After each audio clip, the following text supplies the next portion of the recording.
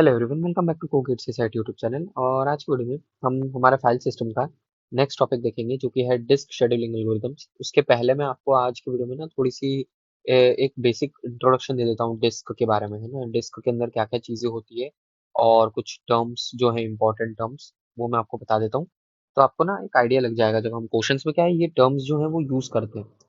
ठीक है, तो वो जो यूज़ करी हुई टर्म्स रहेगी, अगर आपको मालूम नहीं होगा वो है क्या, तो फिर आप क्वेश्चंस कर नहीं पाओगे। तो मैं आपको पहले ना इस वीडियो में ना टर्म्स बता दूंगा और आपको एक बेसिक इंट्रोडक्शन दे दूंगा कि हमारा डिस्क मैनेजमेंट सिस्टम कर होता कैसा, मतलब डिस्क शेड्यूलिंग एल्गोरिदम्स के लिए डिस्क मैनेजमेंट होता कैसा, डिस्क के अंदर क्या क्या होता है ना। फिजिकल हार्ड डिस्क जो रहती है, we are talking about hard disk here, not SSD. ठीक है, ये हमारे गेट के सिलेबस से बाहर है। ठीक है, ये जरूर है गेट में, तो इसे हम करेंगे। ठीक है, तो देखो, ये हमारी एक हार्ड डिस्क हो गई। ठीक है, और ये हमारा उस हार्ड डिस्क का रीड राइट हेड हो गया। कभी भी आप किसी हार्ड डिस्क को खोलोगे ना, कोई भी आपके घर में पुरानी अगर हार्ड डिस्क पड़ी होगी जो यूज में नहीं हो रही हो ना, तो उसको आप एक बार जरूर खोलना। तो उसको आपको दिखेगा कि एक्चुअली है क्या। तो हार्ड डिस्क में ना ये इस तरह से आपका एक ये रहता है, गोला। ठीक है, ये हमारा एक जो भी मतलब मटेरियल का रहता है, I don't know the material, but हाँ ये इस मटेरियल का रहता है। और इसके अंदर ना दो तीन चीजें रहती है। दो तीन चीजें कैसे? तो देखो, हमारे पास में ये डिस्क है और इस डिस्क के अंदर हमारे पास में वेरियस डिफरेंट सेक्शंस बने हुए हैं। अब वेरियस डिफरेंट सेक्शंस कौन से? तो देखो, हर एक सेक्शन जो है ना यहाँ पे, जैसे एक ये सेक्शन हो गया पूरा बाहर का, है ना, यहाँ से यहाँ तक का, तो this is a track, this is called as track, और इसे हम बोलेंगे ट्रैक वन। ठीक है, फिर मान लो फॉर एग्जांपल हम इसकी बात करें तो यह आ गया हमारा ट्रैक नंबर टू। ठीक है, तो ट्रैक जो टर्म है ना, ये कभी कभी यूज होती है, तो ये इसलिए मैं आपको बता रहा हूँ ये। ठीक है, ये जो वाला है हिस्सा, ये हमारा ट्रैक नंबर थ्री हो गया। ठीक है, ये हमारा ट्रैक नंबर फोर हो गया। तो इस तरह से हमारे ये टोटल चार ट्रैक्स हैं इसमें। ठीक है, तो ट्रैक्स ये होते हैं। ठीक है, अब इसके अलावा एक और चीज होती है, ब्लॉक्स, या फिर जिसे हम बोलते हैं सेक्टर्स। ब्लॉक्स या सेक्टर एक ही चीज है। ठीक है, हर एक जो हार्ड डिस्क है ना, it is divided into some sectors, that can be may be four sectors, like in this case चार सेक्टर है। चार सेक्टर एज इन ये एक सेक्टर हो गया, ये दूसरा सेक्टर हो गया, तीसरा और चौथा। समझ गए?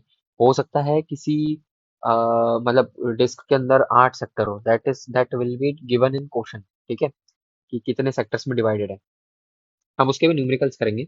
ओके, वो वाले न्यूमेरिकल्स भी काफी कॉम्प्लिकेटेड लगते हैं, बट अगर समझ में आ गए तो हो जाएगा। शेड्यूलिंग एल्गोरिदम तो इजी है, वो तो मैं आपको करवा दूंगा। बट जो न्यूमेरिकल्स आते हैं ना, सेक्टर और ब्लॉक और इनके, ये थोड़े से मुश्किल पड़ते हैं, तो ये मैं मतलब इशू आएगा नहीं, मैं एक बार बता दूंगा तो है ना?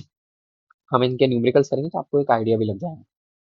ठीक है, तो ये हमारा होता है सेक्टर, और ये पूरा एरिया जो है this is known as a track. ठीक है, ये हो गया track two, track three, track four. ठीक है, ऐसे टोटल इसमें चार ट्रैक्स हैं और चार सेक्टर्स हैं, ये इस हार्ड डिस्क में, है ना।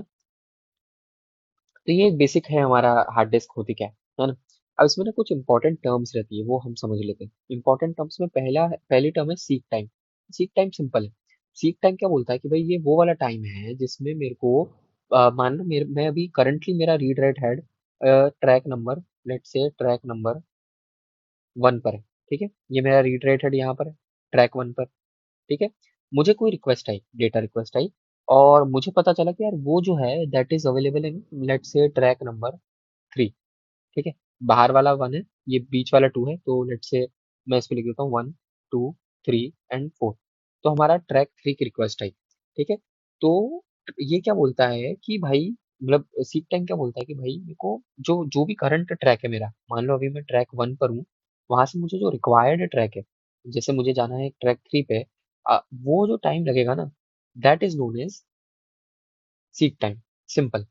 ठीक है, तो ये कहलाता है seek time. Okay, on the other hand हमारा रोटेशनल लेटेंसी क्या होती है? तो देखो, सिमिलर वे में जैसे ट्रैक होता है, वैसे ही हमारे सेक्टर होते हैं। ठीक है, अब मान लो कोई रिक्वेस्ट आई और उस रिक्वेस्ट ने बोला कि यार मेरा डेटा जो है that is present in let say sector number three, let say sector number, sorry this is sector number two, है ना। और मेरा अभी करंट जो लेट से सेक्टर थ्री का भी हमारा हेड है, और हमें चाहिए सेक्टर वन में हमारा डेटा प्रेजेंट है, डेटा प्रेजेंट प्रेजेंट डेटा। ठीक है, ये हमारा सेक्टर 1 में है। तो ये क्या बोलता है कि भाई मतलब रोटेशनल लेटेंसी क्या बोलती है कि भाई मेरे को इसको वहां तक पहुंचाने में जितना टाइम लगेगा, है ना, that is known as rotational latency. That's it. समझ गए? सिंपल वर्ड्स में मैंने आपको दोनों बता दिए, है ना। और यहाँ वही सेम डेफिनेशंस लिखी हुई है, तो अगर आपको लगे तो आप इसे पढ़ भी सकते हो, बट मैंने आपको इसे एक्सप्लेन कर दिया। ठीक है। अब नेक्स्ट है हमारा ट्रांसफर टाइम। तो ट्रांसफर टाइम क्या बोलता है, नाम से पता चल रहा है कि भाई जो मेरे को डेटा फेच करने में जो टाइम लगेगा, that is known as transfer time, and उसको आउटपुट की तरह देने में जो मेरे को टाइम लगेगा, that is known as transfer time. ठीक है। इसको इतना दिमाग लगाने की जरूरत है नहीं। Disk access time. तो डिस्क एक्सेस टाइम क्या बोलता है कि भाई मेरे को टोटल डिस्क में कितना टाइम लगा, है ना। मैं मान लो मैं यहाँ पर था, है ना, मैं I was on track number 1 and on sector 3। ठीक है। मुझे जाना पड़ा है ट्रैक नंबर 3 सेक्टर 1 पे। ठीक है। पहले मैं सेक्टर 3 ट्रैक 1 पे था, अब मुझे कहाँ जाना है, ट्रैक 3 सेक्टर 1। समझ गए? मुझे यहाँ पर जाना है। तो जो डिस्क एक्सेस टाइम है वो क्या हो जाता है कि भाई रोटेशनल लेटेंसी जो लगी मेरी, है ना, सेक्टर तक पहुंचने के लिए, प्लस जो मेरे को उसने के लिए दैट इज सीक टाइम वो मेरे को लगा। ठीक है। तो दैट इज नोन एज हमारा डिस्क एक्सेस टाइम। समझ गए? तो this is known as disk access time. और उसके बाद में आता है डिस्क रेस्पॉन्स टाइम। ठीक है। तो डिस्क रेस्पॉन्स टाइम क्या होता है कि भाई देखो, बहुत सारे रिक्वेस्ट आएंगी, है ना। मान लो आज आया कि भाई मेरे को सेक्टर नंबर 3 पे जाना है, देन आया सेक्टर 1 पे जाना है, देन कुछ आया सेक्टर 3 पे आना है, फिर से देन सेक्टर 4 पे आना है, एग्जाम्पल। ठीक है।